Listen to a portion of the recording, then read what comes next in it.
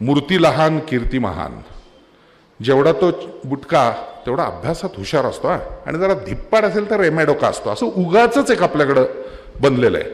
याला छेद देणारी अनेक व्यक्तिमत्व होऊन गेली. अगदी खान अब्दुल गफार खान ज्यांना सरहद्द गांधी म्हणलं तेही असेच 6.5 फूट उंचीचे. त्यांच्यापासून अनेक व्यक्तिमत्व सापडतील.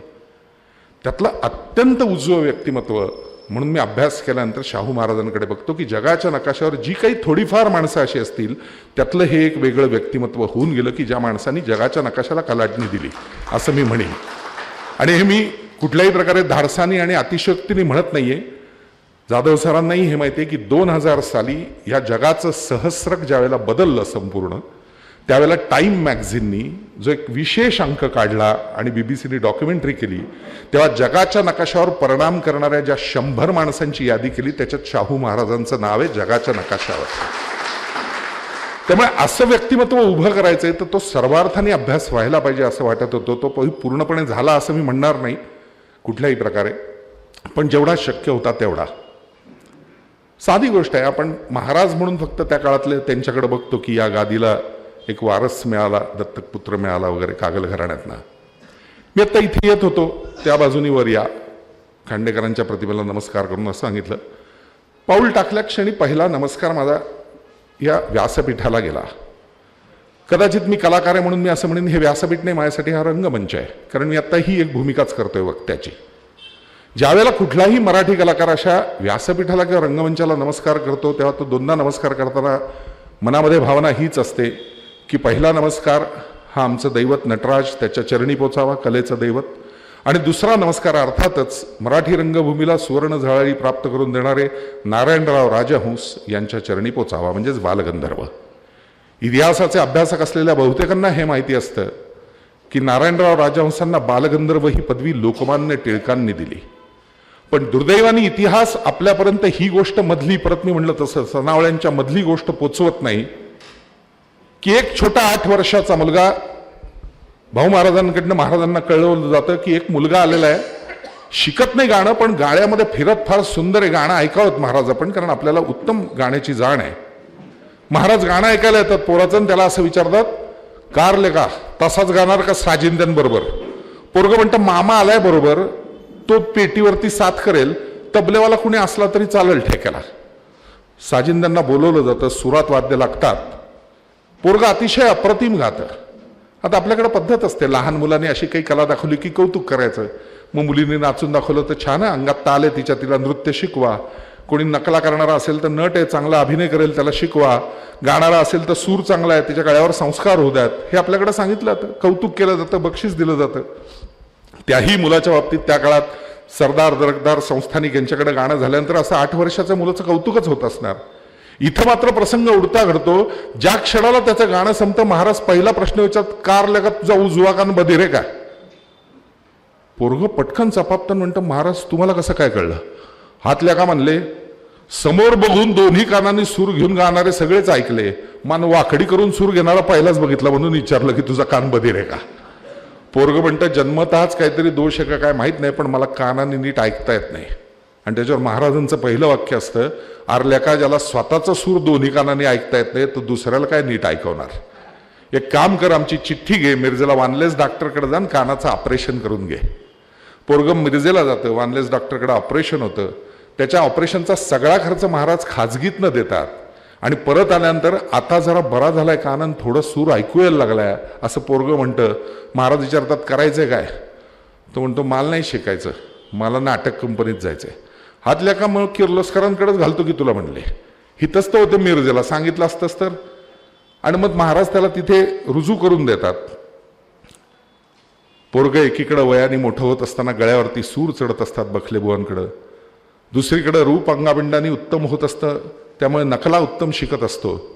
आणि एक दिवशी अण्णासाहेब किर्लोस्करांना असं वाटतं की आपल्या नवीन शारदा नाटकातल्या नटीच्या भूमिकेसाठी हा मुलगा उत्तम दिसेल, कारण ज्या काळामध्ये स्त्रिया रंगभूमीवर काम करत नव्हते आणि पुरुषच स्त्री पार्टी करायचे तेव्हा. आणि त्या मुलाला त्या भूमिकेमध्ये उभं केलं जातं. अतिशय उत्तम भूमिका तो करतो. आणि पुण्यामध्ये किबेलक्ष्मी थिएटरमध्ये तो प्रयोग चालू असताना लोकमान्य तो प्रयोग बघायला जातात आणि लोकमान्य त्याला बघून म्हणतात, अरे हा तर आमचा बालगंधर्व. इतिहास ही नोंद करून ठेवतो की नारायणराव राजहंसांना बालगंधर्व हे नामाभिधान लोकमान्य टिळकांनी दिलं, पण ते घडण्यापर्यंतचा त्याचा इतिहास हा शाहू महाराजांनी घडवलेला असतो. दुर्दैवाने इतिहास आपल्यापर्यंत ती गोष्ट आणत नाही. आणि म्हणून असेल कदाचित मरेपर्यंत सगळ्यांना मायबाप म्हणणारे बालगंधर्व नेहमी असं म्हणायचे की एकाने मला जन्म देऊन उभं केलंय आणि दुसऱ्यांनी मला नाव दिलंय. आणि त्यामुळे शाहू महाराजांचं ते कर्तव्य हे फार कमी लोकांना, हे जेव्हा वाचायला लागलो तेव्हा लक्षात आलं की असं एक नाही दोन नाही, समाजातल्या वेगवेगळ्या 21 क्षेत्रांमध्ये जी सर्वसामान्यांच्या आयुष्याशी निगडीत आहेत अशा महाराजांनी अत्यंत भरीव काम करून ठेवलेलं आहे. आणि भरीव म्हणजे फक्त महाराज होते म्हणून नोटिफिकेशन वगैरे आजच्या काळात राज्यकर्ते काढतात तसं आणि त्याला मम्म म्हणून हात लावला वगैरे सत्यनारायणाला करतात तसं नाही. त्याच्यात विचार करून कशा पद्धतीने ते काम केलं गेलं पाहिजे याचा विचार करून महाराजांनी त्या काळामध्ये हा सगळा विचार मांडला असेल असं मनापासून तो अभ्यास केल्यानंतर लक्षात येतं. खरं सांगायचं तर महाराजांच्या दत्तक विधानाचा आणि हा सगळा इथला जो त्या काळातला राजकीय भाग होता, सगळेच इतिहास अभ्यासकही मान्य करतील तो बऱ्यापैकी पोरखेळ होता. दुर्दैवाने जयसिंगराव घाटगे इथले रिजंट असल्यामुळे त्यांनी थोडासा राजकीय हेतू गृहीत धरून असा विचार केला होता की आपला जो हुशार मुलगा आहे त्याला कागलमध्ये ठेवायचं आणि त्यातल्या त्यात जरा जो बरा मोठा मठ्ठ वाटतो त्याला इथं दत्तक देऊ, कारण आपण रिजंट आहोत, म्हणजे दोन्हीकडे सत्ता आपली होऊ शकते व्यवस्थित प्रस्थापित, असा विचार करून त्यांनी आपल्या मुलाला इथं दिलेलं. पण जयसिंगरावांच्या हे लक्षात नाही आलं की खाणीत उतरल्यानंतर हातात दोन्ही वेळेला दगडच येतात मोठाले काळे. प्रत्यक्ष ताऊन सुलाखून निघाल्यानंतर पैलू पडायला लक्षात आल्यानंतर लक्षात येतं की एक दगडी कोळसा आहे आणि दुसरा मात्र हिरा आहे. मी त्याच्यामध्ये दोन भावांची तुलना नाही करत आहे, मला सांगायचं असं की त्यांना जे वाटत होतं की आपण असाच एक कोळसा कोणतरी इथं देतोय, तो पैलू पडल्यानंतर किती मोठा हिरा निघाला हे बघायला जयसिंगराव राहिले नाहीत, हे दुर्दैव. आणि फार म्हणजे महत्वाची गोष्ट याच्यामध्ये मुद्दाम सांगावीशी वाटते ती अशी की दत्तक विधानानंतर प्रिन्स कॉलेजला राजकोटला शिकत असताना त्या काळात जयसिंगरावांचा मृत्यू झाला. महाराज लहान होते, पण त्यावेळेला घेतलेला महाराजांनी घेतलेला निर्णय, कारण जयसिंगरावांचा घात, आपल्या वडिलांचा घात हा ज्या व्यसनाने केला त्या व्यसनाला मी आयुष्यात स्पर्श करणार नाही असं म्हणून त्यांनी राजवाड्यातल्या सर्व दारूच्या बाटल्या फोडून टाकल्या होत्या त्या काळात त्या वयात, आणि ती शपथ मरेपर्यंत पाळली. त्याच्यावरती जे जे काही लोक आक्षेप घेतात त्यांसाठी म्हणून हे मुद्दाम मी सांगतोय. त्याचं कारण असं की त्या काळामध्ये ही प्रथा होती, औषधं मोठ्या प्रमाणावर निघालेली नव्हती, एक पेनिसिलिन सगळ्यात महत्त्वाचं होतं. पण अजूनही आठवून बघा, जुन्या आज्या किंवा ही लोक जरा काय आला का थोडीशी ब्रँडी पाच 2 चमचे होऊन जाईल बरं, गरम पाण्यातनं देऊन टाक, चोळ थोडी हातापायाला ब्रँडी, होतंय बरं त्याचा ताप, असं म्हणलं जायचं. अशा आजारपणात सुद्धा थेंब सुद्धा माझ्याजवळ ब्रँडीचा आणता कामा नये, मी आजारी आहे तो तसाच राहील पण माझं वचन मोडणार नाही, असं शाहू महाराज मरेपर्यंत वागलेले आहेत. इतकं म्हणजे वडिलांच्या मृत्यूनंतर त्यांनी जो निर्णय घेतला त्याला चिकटून राहिलेले आहेत.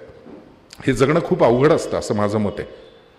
त्याचं कारण एकच होतं की ज्या भद्रासनावर छत्रपतींच्या बसून आपला राज्याभिषेक झालेला आहे आणि जिथं मला असं सांगितलं गेलेलं आहे की इथून पुढे तू प्रजा ही तुझं अपत्य आहे आणि महाराज म्हणजे त्याचे मूळ पालक आहेत, त्या पद्धतीने त्याचं सगळं आता पालनपोषण करायचं आहे रयतेचं, तर हा मी घातलेला मुकुट हा सुखासीनतेसाठी नाही तर तो काटेरी आहे. आणि तो जोपर्यंत उत्तमातली उत्तम शेवटच्या क्षणापर्यंत मी काम करत राहत नाही तोपर्यंत त्याची मला कुठल्याही प्रकारे झोप येऊ शकत नाही, असा विचार करून काम करत राहणं हे फार कमी संस्थानिकांना त्या काळात जमलं असेल.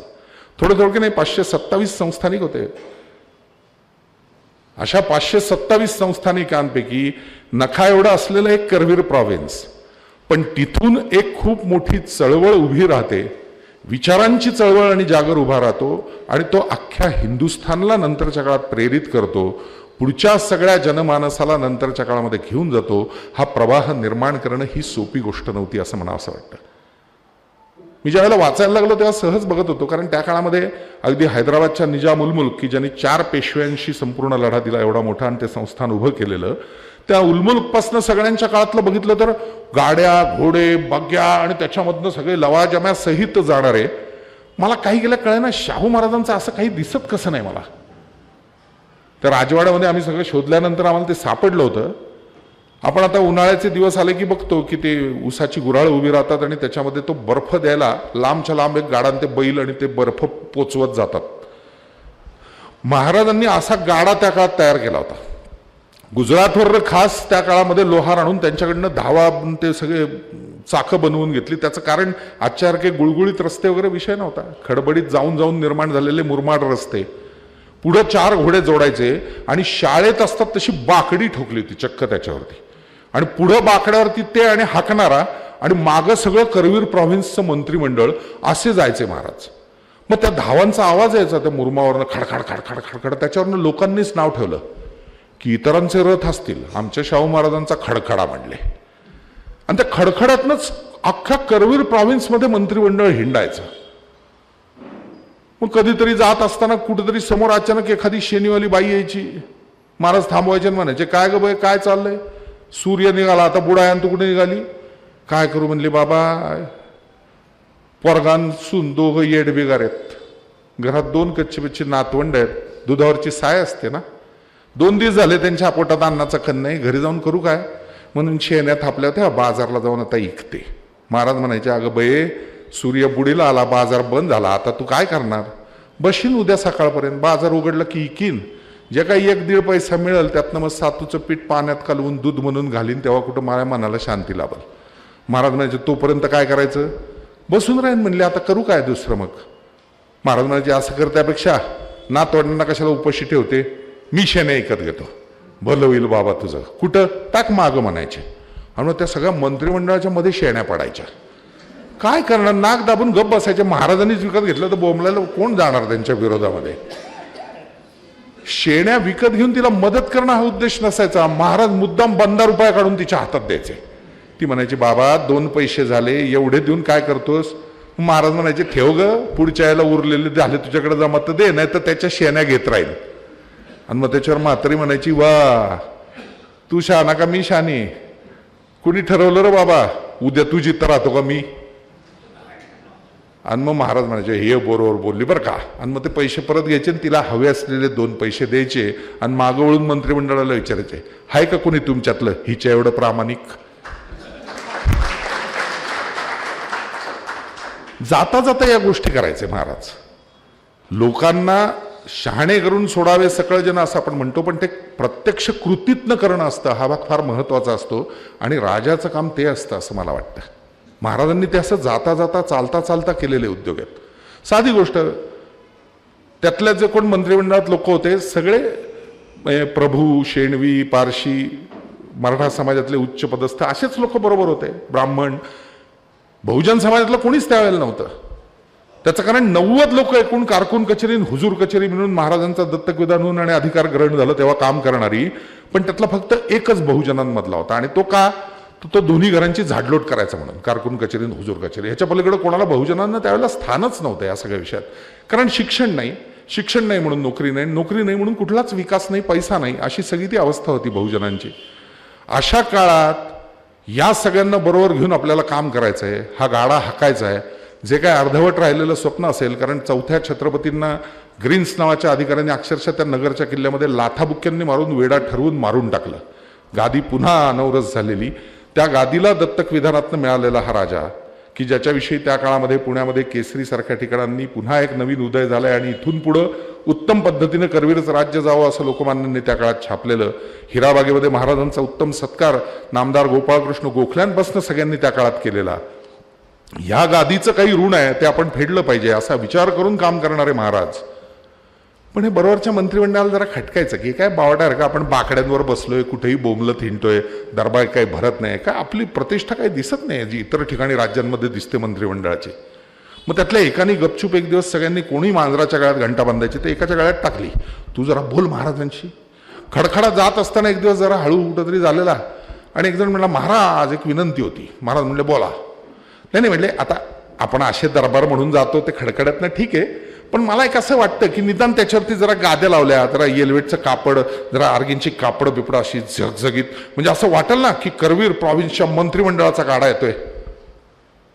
महाराजांच्या लक्षात आलं काय ते. महाराज म्हणले, असं का? आणि महाराजांनी वजच ढुशी दिली त्या चालवणाऱ्याला. घे म्हणले जोरात जरा. आता त्या खडबडीत रस्त्यात ते 4 घोडे जे ओढायला लागले, दना दना मागचं सगळं उडायला लागलं. तो उडायला लागल्यावर बोंबलायला लागले सगळे, होय होय. तो जो बोलणारा होता तोही ओरडायला लागला. महाराजांनी हळू केलं तर म्हणले, बोंबल तो कशाला लेखा म्हणले. हा, पुढे महाराज त्यांच्या पद्धतीने, ग्रामीण पद्धतीने मुळव्यात झाले का म्हणले, तसं असेल तर चुमळ घेऊन बस. इथपर्यंतचा भाग ठीक असतो, पण पुढचं वाक्य जे महाराज बोलतात ते एका उत्तम राज्यकर्त्याचं लक्षण असतं असं मला वाटतं. महाराज असं म्हणतात, अरले का, जोवर खालनं दणके बसतात ना तोवरच राज्यकर्ता जागरूक राहत असतो. आपण ज्या गादीवर बसलोय त्या गादीवर बसून काय काम करायचंय मला, त्याची जाणीव सातत्याने मनात ठेवून काम केलं पाहिजे. ही गोष्टच कुठेतरी वेगळी असते हे महाराजांना पहिल्यांदाच कळलं होतं असं म्हणावंसं वाटतं. आणि ज्याचा उल्लेख रमेश जाधवांनी केला ते अत्यंत महत्वाचं आहे की त्यांना मिळालेल्या शिक्षकांमधला फ्रेझर हा माणूसही तितकाच मोठा होता.